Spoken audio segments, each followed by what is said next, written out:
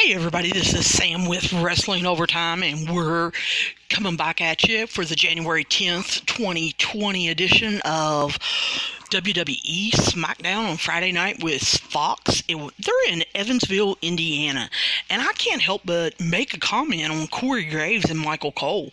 Corey Graves is looking nice in that black leather jacket and new sharp hairdo. I like it better than the spiky do. Carmella has been good for him as far as getting him to not only dress better and look better, but also he seems to be speaking out more. I absolutely love his podcast. So if any of you aren't listening to that, you definitely do want to listen to that, because they are not holding him back. They are letting him speak his mind. And I have been really surprised at how much he is allowed to actually speak his mind and kind of go against WWE. He also doesn't care to throw out his own fantasy booking things, what he would like to see happen. So with WWE Smackdown tonight opening it up with Corey Graves, I just had to mention that. They bring Miz out, and they're going to do Miz TV. And, of course, they have to show the replay that they ended with last Friday night with Miz versus Kofi. And how Miz kind of tried to beat down Kofi, and Big E had to jump in. Like I said last week, really kind of struggled with that match. Didn't like it. Was almost confused about exactly who we were supposed to be rooting for, why we were supposed to be rooting for him. I understand that they're portraying that Miz is going on this character journey almost of whether he wants to be a heel or a baby face, or exactly who he wants to be. But I don't know that dragging the New Day in there was really what they needed to do. But it seems like tonight kind of explains a little better. So Miz gets in the ring and says that, last week he was having a bad day, he's been having a bad month, and that Kofi was way too positive. Well, I can totally understand that, because the New Day, they have been way too positive for me for way too long. They just, I don't know, some of their sappiness, especially the throwing the pancakes and all of that, just really gets on my nerves. The bootios, I couldn't get into that. I know that they thought that that was more for their younger audience, but when they actually show audiences, or, you hear reports from people that have been in the audience, it seems like the demographics that they're going after, the 18 to 35 age group, really likes the New Day, and of course they keep pushing them. They're the 7-time world champions in tag team wrestling. So anyway, back to Miz. Miz says, he wants to apologize to Kofi, which shocked me a little bit. I didn't think that his apology was real sincere, but when is Miz really sincere? So this gave me a little bit of a hint. Hey, maybe he's coming back on the heel side of things, which is what I truly wanted to see. Of course, then he has to mention that the Fiend was in his house and was threatening his 18-month-old Monroe, and how he had just really had a bad month, and how he just didn't feel like the New Day was really understanding about that. And then he has to bring up that he did have one bright spot in the last month or so. Well, number one, a month from January 10th is December 10th. Come on, Miz. Christmas had to have been somewhat fun. New Year's Eve, we've seen the parties that you throw. Had to be somewhat fun. Come on. But he says the one bright spot in the last month has been the return of John Morrison, that he's been gone 8 years. Now, I'm going to be honest with you guys. I don't remember a lot of John Morrison 8 years ago. I know that him and Miz were tag team partners and tag team champions, but I guess I was more focused on what the Miz was doing with his career, and I've always liked the Miz since the real world. I've mentioned that before, but as far as John Morrison, I've never really gotten into him or his character at any promotion that he has been on. So him coming back, I'm not sure how I feel. I guess I don't feel really one way or another. Of course, the crowd chants welcome back to him as he comes back, and they run through the list of him being, a 5-time tag team champ, how he's been the Intercontinental champion 3 times, and I was really hoping when he come out that he would be the clean-shaven baby face look that he originally had in WWE, just to kind of to switch it up from the characters that he has had in the other promotions. So I guess they want to draw some of that audience, I guess. So they kind of left him looking pretty similar. Didn't really change a whole lot about him. Of course, he has to say that he's disappointed in the crowd for chanting "You suck" at The Miz after the Kofi match, and how he's getting ready to go on and on about how they need to be nice to The Miz and everything. And of course, I wasn't really expecting it. I was hoping for, since John Morrison was coming out, that it would be the start of maybe a new program. Well, it wasn't. So I guess what they're planning on doing is kind of putting John Morrison and The Miz back together and going to put them in a program against the New Day. I really don't want to see that, because that's going to lead up to John Morrison and The Miz getting the tag team titles back. And I don't know. I want to see them in singles. I don't want Morrison and The Miz back together. I understand that they've got to have something to do for him. But I think that there's a lot of people on SmackDown that they're not using that they could kind of put them up against. But anyway, they don't have, I guess, anything for the New Day to do. They're waiting for Xavier Woods to heal from his Achilles heel injury. And they're trying to put them into some kind of feud, I guess, and kind of continue along the lines, I guess, of Miz not knowing babyface heel what exactly he's going to do, everything. I was really hoping that the Miz would kind of interplay and maybe interfere with the Fiend and Daniel Bryan and kind of get more involved in that, since the Fiend had threatened him. But I guess right now they're going to put that a little bit on the back burner. They're still keeping it in your mind as far as mentioning it, but he's not going to actively go after the Fiend right now. So the New Day, of course, comes out throwing pancakes and throwing insults to, The Miz and Morrison, and we hear Big E continue that on commentary, which I'll get to in a minute. But I just want to throw a plug in here for the New Day's podcast. They were the second ones on the WWE Endeavor network, their new podcasting network, to get a podcast. Corey Graves was first, and then the New Day, and then they are supposed to be making an Alexa Bliss podcast that should be coming out this spring. But I've been listening to the New Day podcast, even though I don't really like them. I actually like them on the podcast, which is really weird. I guess it's because they're being more themselves and they're not as clowny and sappy on the podcast.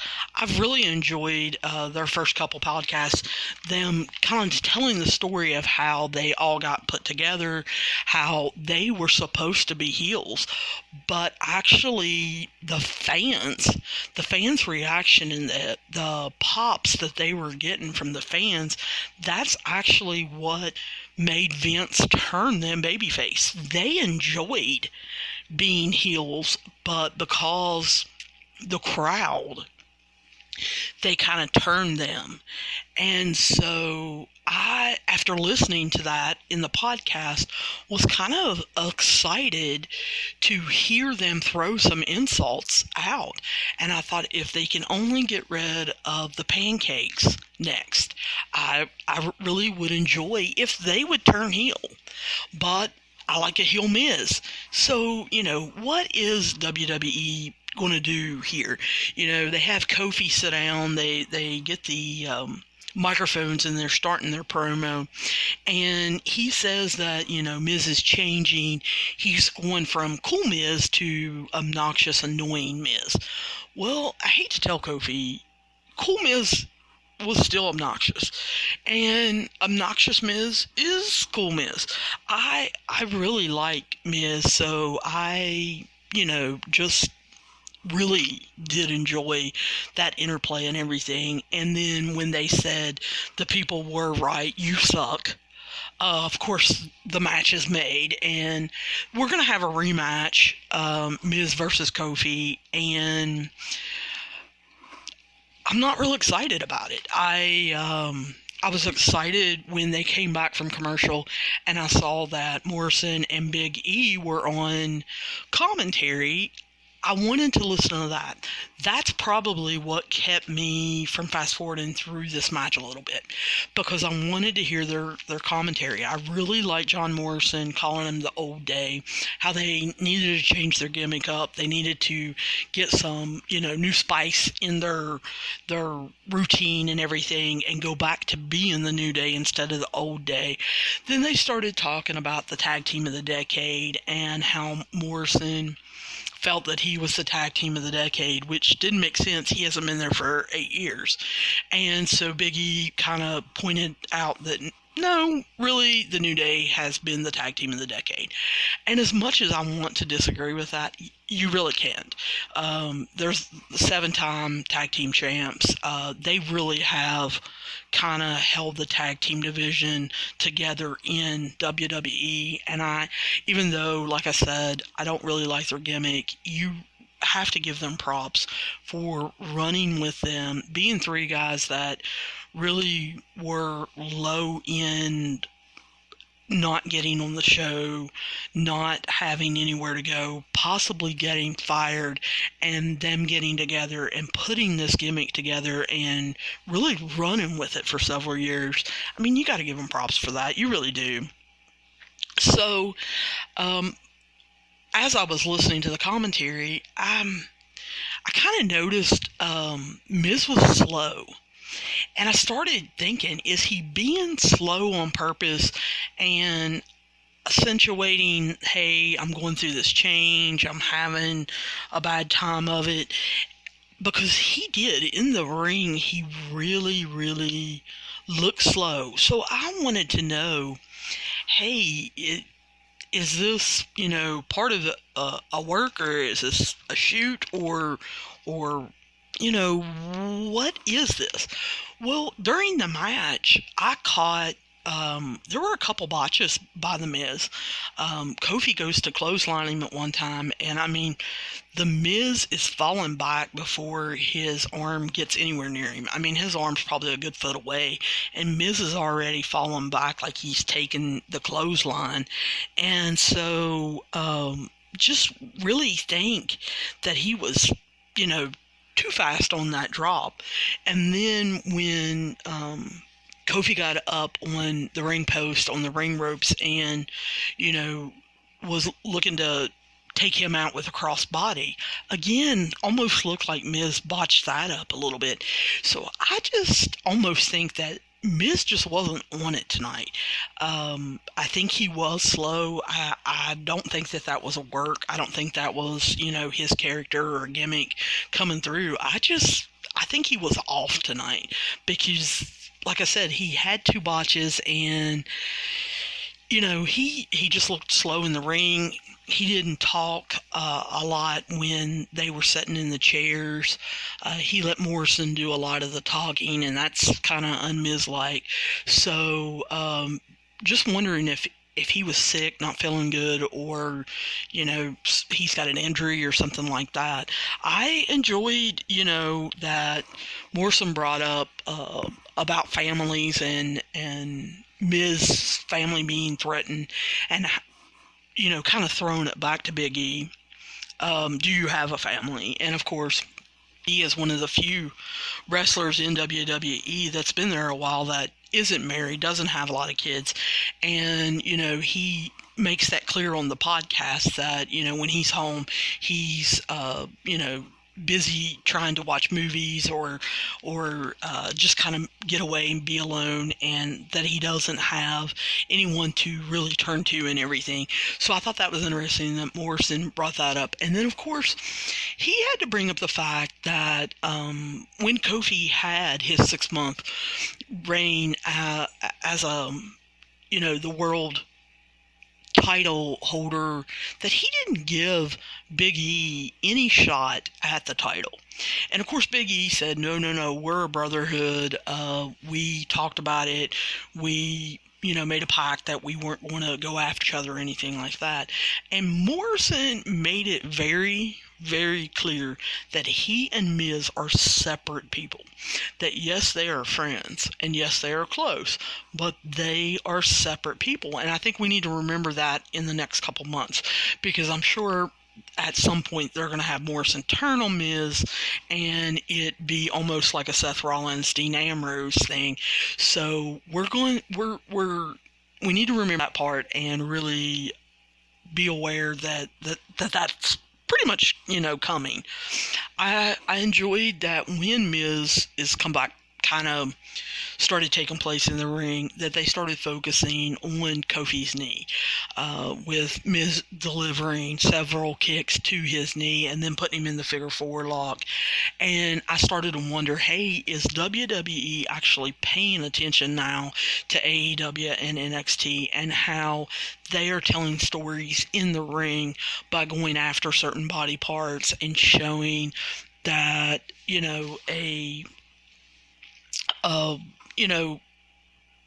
a competitor can actually go after, a particular body part and tell an actual story of it hurting, how, the leg gives away, or how it goes with some wrestler's certain moveset, which kind of applies to here with the Miz, having the final four, or figure 4,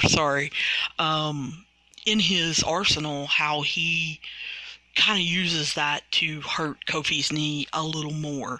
And of course, then, Miz has to get into it with Big E, and Big E is almost doing like a distraction thing, and Moore has to get him involved by jumping up on the steps and taking him out kind of with a cannonball, which causes Kofi then to be distracted, and Miz sneaks up behind him and wins. So this is kind of another 50-50 booking that WWE likes. I'm assuming that next week we'll go with Morrison against Big E and have that come out some way, and then we'll have a match against them at the Royal Rumble. And I hate it. I want Morrison and Miz to be in the Rumble. I want them to have a shot. Even though I know neither one of them is going to win it, I still, want to pretend like they have a shot. Of course, then they give us the Firefly.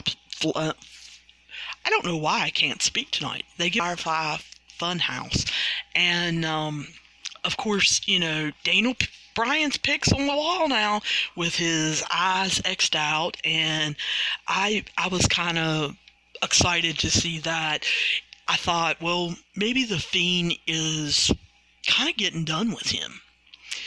And of course Bray Wyatt has to come out and tell, all of his fans that he loves them, but that he doesn't love Daniel Bryan, and that him doesn't love Daniel Bryan. And of course, he has to talk about what the Fiend is truly wanting to do with Daniel Bryan. And of course, he has to put it in a way where he's trying to help Daniel Bryan. And so he says he is trying to help him remember.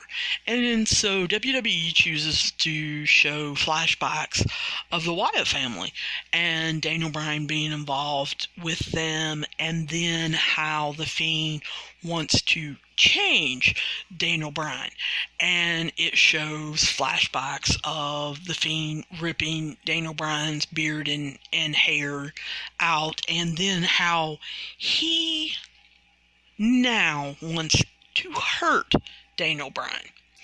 And then he basically is like, goodbye.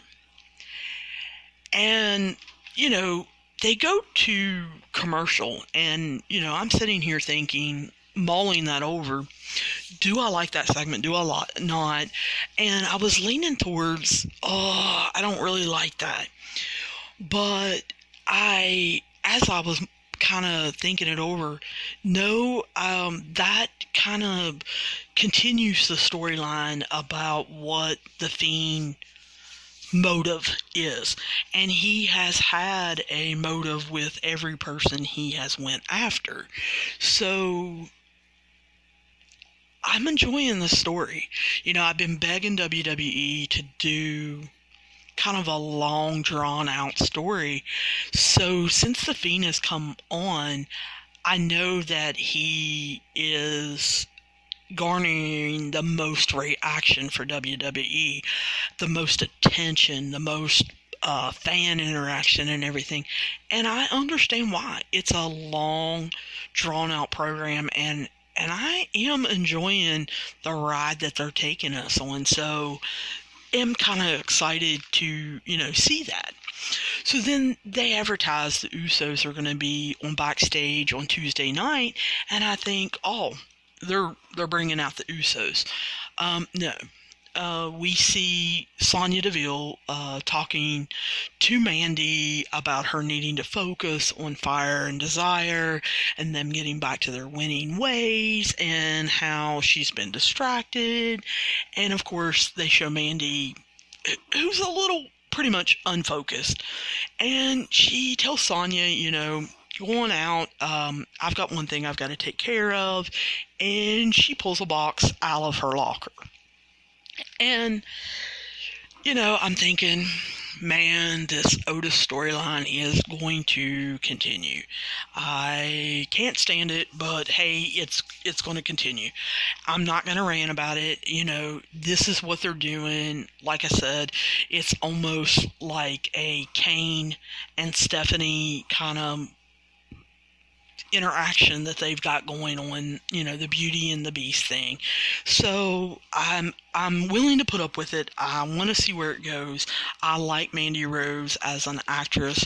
I think that Otis sometimes can get a little corny for me, but I'm willing to learn and watch his character grow, because I didn't follow heavy machinery in NXT, so I'm kind of willing to see, where we're going to go with this.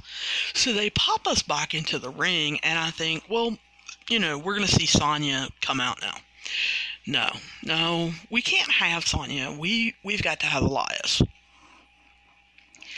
I know Elias was hurt. He's recently come back, and I thought they would bring him back in not a brand new way, but I thought that they would bring him back with a new flair, maybe a new style about him. And I noticed that he's got this headband on. And I know some of you, you wrote in and you've said, hey, get off their appearances. Well, that's part of their character. And I'm like, why does Elias have this big, huge headband on? Because I didn't want to, but I couldn't pay attention to his song at that particular time because his daggone headband is just drawing attention to his humongous forehead and how it looks like his hairline starts in the middle of his head. So is he losing his hair on top, or, what is going on? I like the side view of when he was doing a song. You could actually see that he had came out to some new graphics on the ramp, and it has more of a rock style feel about it. It's an Elias signage up there with stars, and so it gave off kind of this rock star vibe type thing. So I did like that. However, the song was just, it was not good. It was a spoken word type song that didn't really rhyme. It was supposed to be about the Rumble, and it mentioned different WWE stars' names and what he could do. I didn't feel like it was natural. I didn't think that it was, I don't know, it just wasn't Elias to me. It felt almost like they did it last minute, and they tried to see how many superstars' names they could stick in there and have Elias say he was going to beat them or he was going to insult them in some manner, and it was garbage is what it was. Of course, then we flash back to Heavy Machinery, and they're talking about, how they need to focus and they need to not be, thinking about Mandy or anything like that. And Mandy shows up with the rocks to apologize, for Dolph stomping on Otis's fruitcake that his mother made for Mandy. I thought that was a nice touch that his mother made. And so Mandy comes out with this I'm sorry cake. And then she says, I can't stay. I've got a match, but I wanted to give this to you. So Otis looks like, a lovesick puppy there, and his partner basically knows, hey, I'm not getting him to focus anytime soon. So, of course, then we flash back to the ramp, and we're getting ready for our second match of the night, and it's Alexa Bliss and Nikki Cross against Mandy Rose and Sonya Deville. And we find out that Nikki Cross and Sonya Deville are just going to be in the corners, but that Alexis and Mandy really need to take on each other.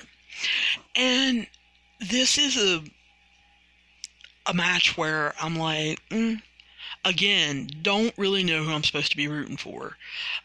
Don't know who's the heel, who's the baby face. I like for both teams to be heels.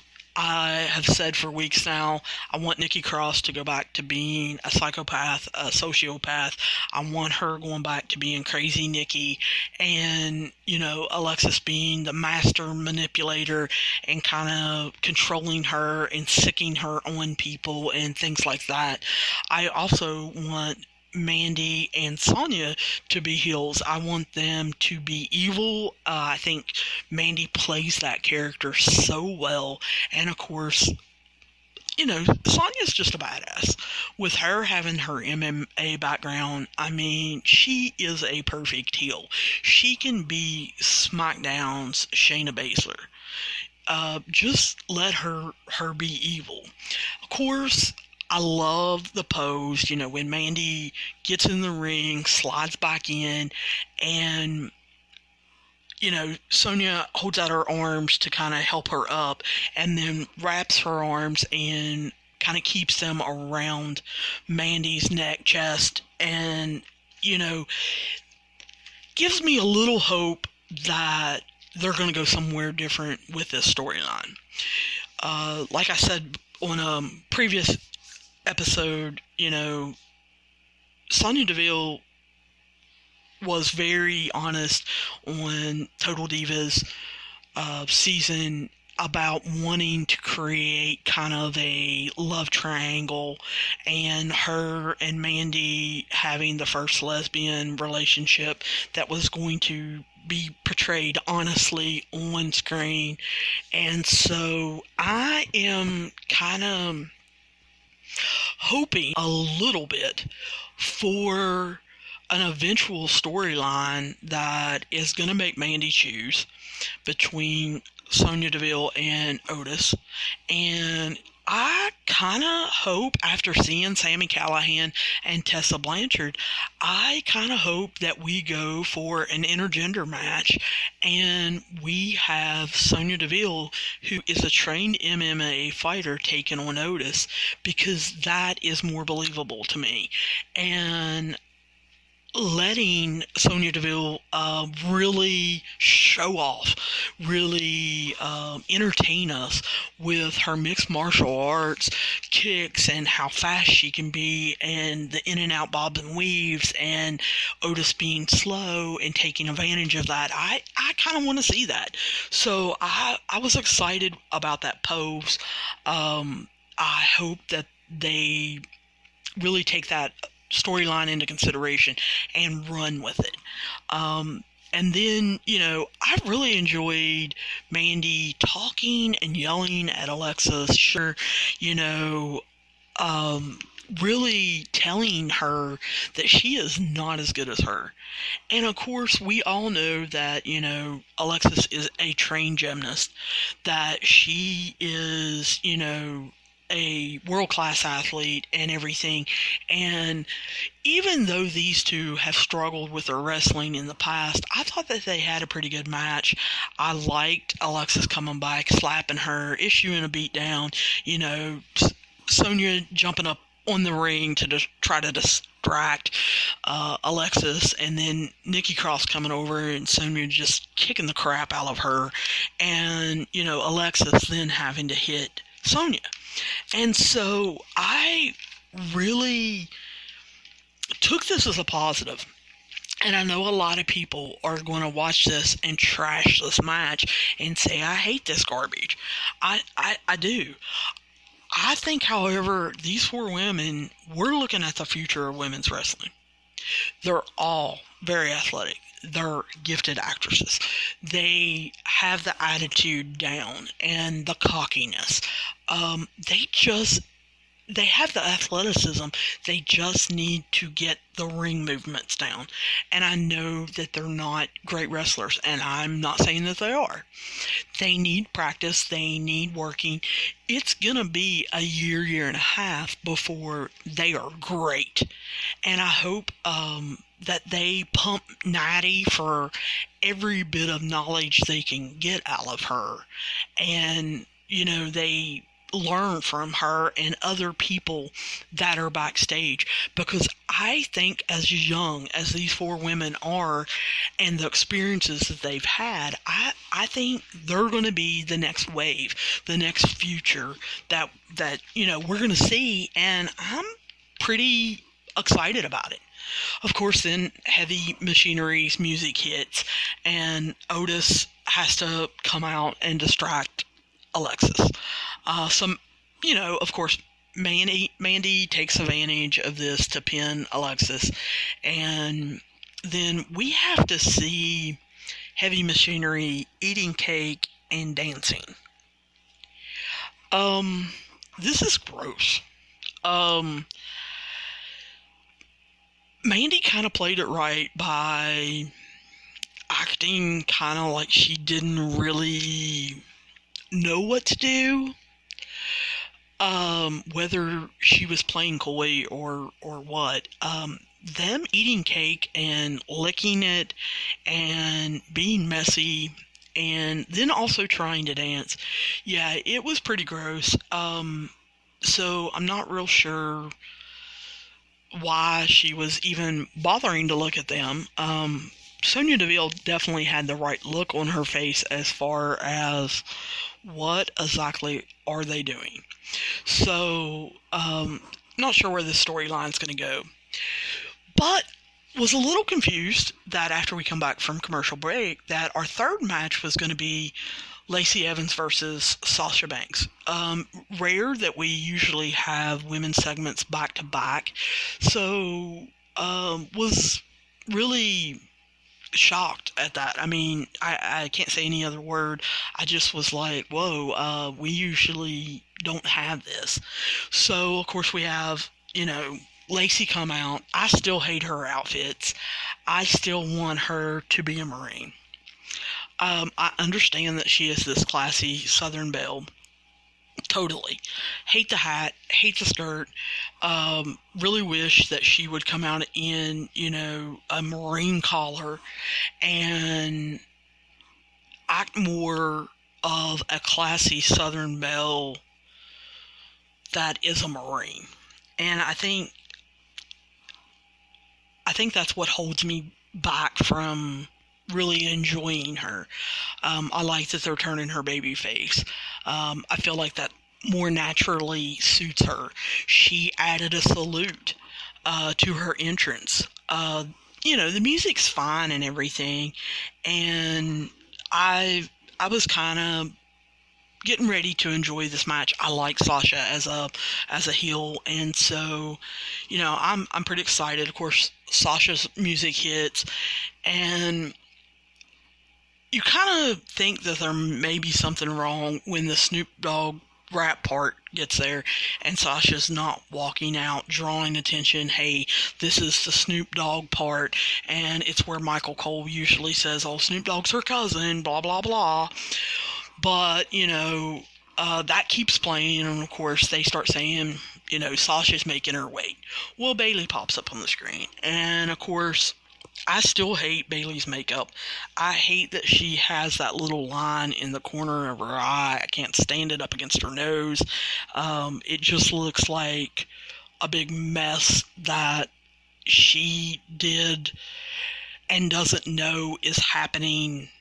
And it just irks me every time I see her. But anyway, Bayley comes on to say that, Sasha had better things to do than come to the middle of Indiana, that she got the opportunity to get some studio time in LA to finish her rap album. So, she took off to do that. Well, of course, Lacey plays it great. I love that they're turning her baby face. She talks about how she could care less where Sasha is, that she's in the heartland. And of course that gets a big pop, from the Indiana crowd that starts chanting USA, USA. And, she does what any babyface would do in that situation. Well, that's cool. Sasha chose not to show up, but you're here, so since you're a fighting champion and you always want to brag about it, why don't you just come on out? Of course, Bayley, for the first time, I think, really gets into some digs. I enjoyed this Bayley. Maybe it's because Sasha overshadows her and she was alone this time. I'm not sure. She talks about how she's pandering to the fans, and then, talks about how, she's not Lacey's snot-nosed kid that has to do everything Lacey says, and she's not doing it. And so, of course, this ticks Lacey off, and I wish they would have brought up, again, that she's a Marine, and she's going to go find Bayley. Bayley has broken the rules of Southern culture, has stepped across the lines of protocol and etiquette, and this Marine is going to set her straight. But, she gets back there, and of course Bayley's ready for her, and, jumps out at her, slams her head into the door, and tells her to go put her mom jeans on and go home. And like I said, I'm kind of enjoying this Bayley. Lacey, of course, starts beating her down, and, a ref comes to break it up, and we get the Lacey stare down. That shows that cold stare that, hey, I'm going to catch you one day, and it's coming to you. So we don't get our third match. We get a long, drawn-out kind of promo, and then we open up after the commercial with a replay of, King Corbin and Dolph Ziggler versus Daniel Bryan and Roman Reigns from last week, and how it ended. The light shutting off and the Fiend appearing and mandible clawing Daniel Bryan and throwing him into the barricade and all of that. And so we flash to an interview with Daniel Bryan.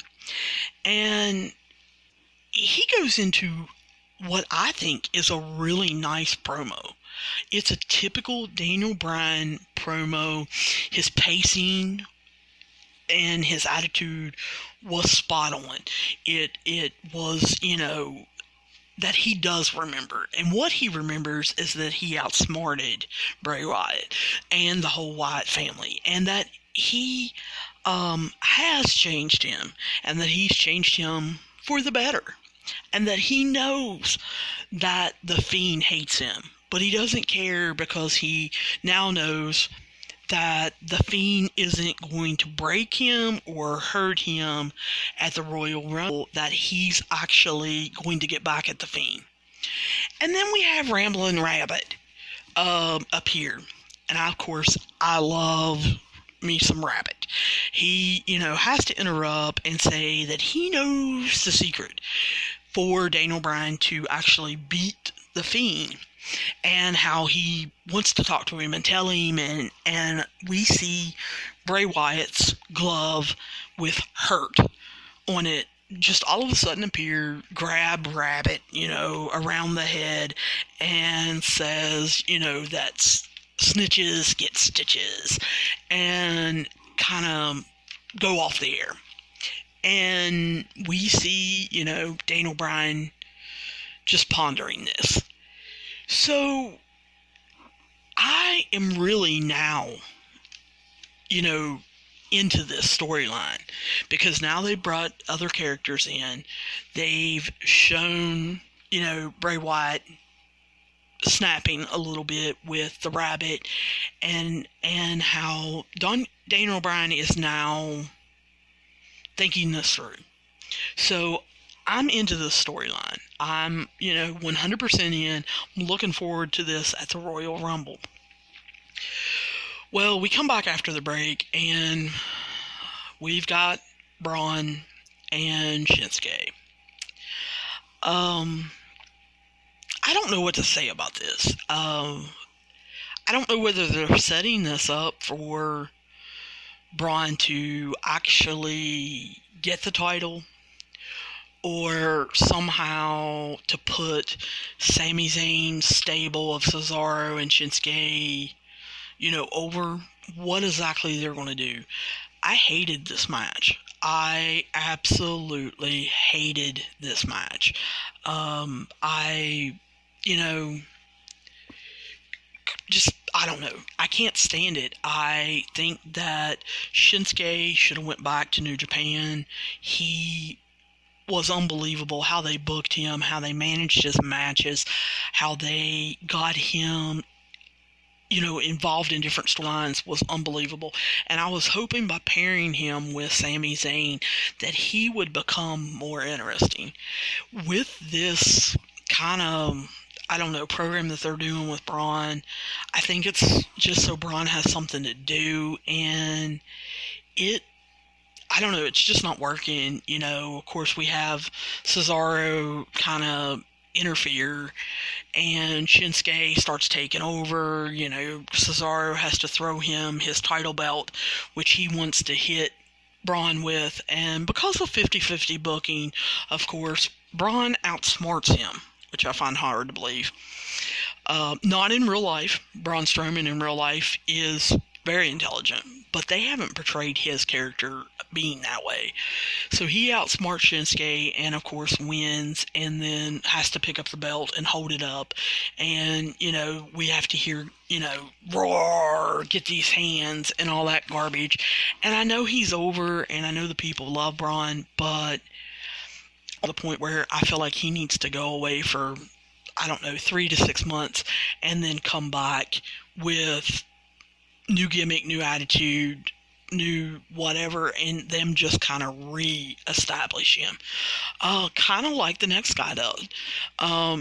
Sheamus was hurt. He had an injury. He's been out. He used that time to kind of remake and rework his body to kind of get jazzed up and motivated to come back and really find his level of wrestling. And you can kind of see that he took the time off and did what he needed to do and rehabbed his injury and stuff. His promos have been on spot, and of course I'm not liking the program he's in with Shorty G, Chad Gable. I think they're just doing a disservice to Chad Gable all the way around, but I do like how Sheamus has to point out that he's part of the solution of SmackDown's problem, that they're letting size get away with things, and Chad Gable is actually winning, and how he's going to, basically exterminate Shorty G, and that Sheamus is now embracing chaos. So, like I said, pretty good promo. Am kind of excited about coming back, but just really not sure where they're going to go with this program. Not sure that it's really even a mid-card type program. Him and Shorty G, not sure that it's going to, really amount to much. I think it's just almost them making sure Sheamus is in shape and ring ready and to knock off ring rust. I don't see WWE pushing Chad Gable, and so I just don't think this program's going to go anywhere. And of course then we see Daniel Bryan getting a box, and him opening the box and finding Rambling Rabbit's head, all bloodied and tore off his body and everything like that. Well, I know they've killed him before and brought him back, so I hope they bring him back again. I hope this is not the end of Ramblin' Rabbit. I really enjoy him, but can't say that I'm real shocked that Bray Wyatt took care of Ramblin' Rabbit. Not real sure why they did the next thing. They had Roman Reigns come out and basically do a promo. I felt like this was going to end up me hating it, and of course I do. Really feel like SmackDown is struggling with their main events. Not really enjoying it. I like the King Corbin character. I've always liked Dolph Ziggler. I think he is very underrated. I love the Usos, but this is not really getting me excited. I don't want to see this. They have to show the rest of Dolph Ziggler and King Corbin basically beating up on Roman Reigns, handcuffing him. They're getting ready to pour dog food on him again, and the Usos come out basically to save him. So Roman has to talk about, how he's not used to being outnumbered, and he's not used to being beat down because he always had backup, kind of referring to the Shield, and how now he needs family to help him and be his backup, and says that 2020 is his year.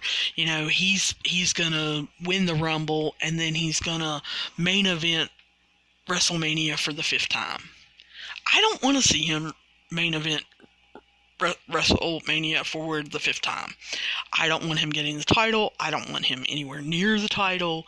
I like how he says that he gets to count on his day one family, and he brings out the Usos.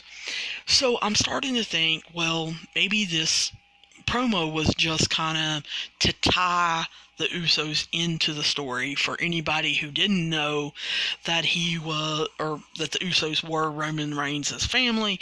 That's why they're having the match tonight of the Usos versus King Corbin and, Dolph Ziggler. But Roman, of course, really can't leave it at that, So the Usos come out, love the haircuts. However, can't believe WWE screwed up the merch. They're wearing jackets with their old haircuts and how they used to look, being the Samoan tag team, wearing those collars and not being the Uso Penitentiary and their new haircuts and everything. So WWE really need to get with some new merch. I like that the Usos said, that kings come and go, but family and blood is forever, and then King Corbin has to interrupt and basically says, Roman Reigns is scared of him. And they've never really portrayed Roman being scared of King Corbin. They've actually showed King Corbin being scared of everybody and running away and putting other people up to fight for him and everything like that. So, Roman has to throw back. Like I said, he loves him some spotlight, and he has to say, well, I'll tell you what, let's go one-on-one at the beginning of the pay-per-view, the Royal Rumble. Let's go one-on-one, and then we'll actually get into the Rumble match later on in the pay-per-view, and I'll throw you over the top rope to eliminate you. And I'm like, this is stupid. This is boring. I'm not interested. The Usos, fly and take them out. We have to have commercial, and of course, then that sets up the match. They have to then start, as the match is starting, plugging Corey Graves' podcast and how the Usos were on it and how they explained, them being away for the last couple months. They had to get their heads on straight and everything. And it just made me question, where's Naomi? Where's Trinity? Whatever you want to call her. Where, is Jimmy's wife? I kind of want to know where she's at. I would like to see her managing them, being a bad guy and being the warden of the penitentiary, and kind of see her come out in black and interfere and do some athletic moves, kind of like Selena Vega does for Andrade. I think that would get her back into the swing of things and really give her something to do and make it more interesting. So this match is just kind of garbage. I was checking the time. I realized that, we've got 10, 12 minutes left, and the Revival comes out. So we get to see Dawson and Wilder, and they come out, distract the Usos, kind of, get the match going in a different direction. And as they're walking up the ramp, Roman Reigns comes out of the back and Superman punches them both. Now, number one, I did not even realize that Roman Reigns had went to the back. So I'm assuming he did that during commercial. Why didn't the announcers mention that he didn't stay at ringside? I just assumed that he was sitting over at the commentator's table, or he was in the corner and I hadn't been paying attention to him or whatever. But I thought it was stupid for him to do a promo, introduce the Usos, King Corbin and Dolph Ziggler come out, and he leaves. He doesn't even stay and have backup for his family, which is what he has rambled on about for 10 minutes. That didn't make sense to me. So bringing him out of the back and then having him Superman punch both Wilder and Dawson, I'm like, are you serious? I know that we try to build them up as superheroes and all this other garbage, but, the Revival is one of the best tag teams around. As far as wrestling, as far as selling a story, as far as promo work, they're right up there with the New Day. And after seeing Roman Reigns punch both of them supposedly out, I just want them to go to AEW. Just ride your contract out, boys, and go to AEW, because WWE is not using you guys correctly. This, it's just ridiculous. So Roman comes out to basically even the odds, they say, and get involved and all of that. Well, that brings Robert Roode out. I'm glad he's back. I want him to be Bobby. Be Bobby Roode. Be the heel that you were in TNA. But he does come out and he DDTs Roman. King Corbin and Dolph get the Usos. And I love that Roode picks up Roman and is hollering, "Look at your family now. Look at your family now." And then he spine busters Roman right into the table. Well, I think it's awful funny. This is the second spine buster I've seen this week. Remember, earlier in the week at AEW, the spine buster legend is Arn Anderson. He comes out with the Rhodes Boys, and we see Dustin Rhodes do Anderson's famous spine buster. Well, we see Roode, do it again 2 days later, Friday night. And so I was shocked. I was shocked that he chose to do that move with them plugging it so much on AEW. I really think WWE kind of screwed up there. And then we watched Dolph, of course, put Roman, land at him with a elbow and put him through the table. And that's how this ends. I really enjoyed SmackDown the first hour or so. With The Miz, Morrison, we've got, the Mandy Otis thing going on. We've got Alexa Bliss coming back. We've got, people interfering. We've got things going on with The Fiend and Daniel Bryan. And to just kind of totally lose it, basically, the last 45 minutes with the Braun Strowman and Shinsuke match, and then the whole, Usos Roman with Bobby Roode, Dolph Ziggler, Baron Corbin, Revival thing, it just went downhill.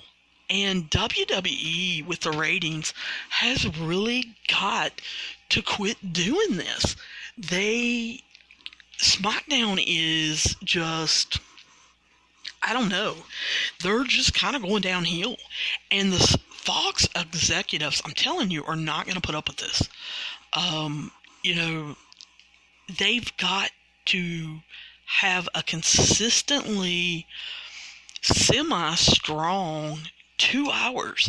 You've only got 2 hours. You have 50 billion superstars in the back. Are you telling me you can't, you're having 4 matches in 2 hours. You can't put on 4 strong matches and tell, 6, 8 great stories. You can't have 8 storylines running through 2 hours and make it at least semi-strong, make it semi-entertaining. Like I said, the last 45 minutes were just horrible. WWE has got to get their act together on Fox. They could have a humongous audience, especially after March Madness. When we get into the dog days of summer, they really could have a nice size audience, and they're blowing it. They are absolutely blowing it. And I can't believe it. So I don't, and they didn't preview really what was going on next week. They previewed backstage more than they previewed SmackDown for next week. And so I don't know. I don't know where this is going. Don't know where we're headed. Definitely left me with a sour taste in my mouth. WWE has to get better. That's just kind of the final word. And if any of you disagree with me, or you do agree with me and you want to put your 2 cents in, hit me up on Wrestling Overtime. We've got Facebook and Twitter, and you can hit me up on wrestlingovertime@gmail.com, and I will be more than happy to talk wrestling. Go to our page, our Twitter page or our Facebook page. We're keeping up with everything that we possibly can and trying to keep up with all kinds of different reviews. I will see you guys soon. And remember, we're the podcast, by a fan for the fans. I will see you later.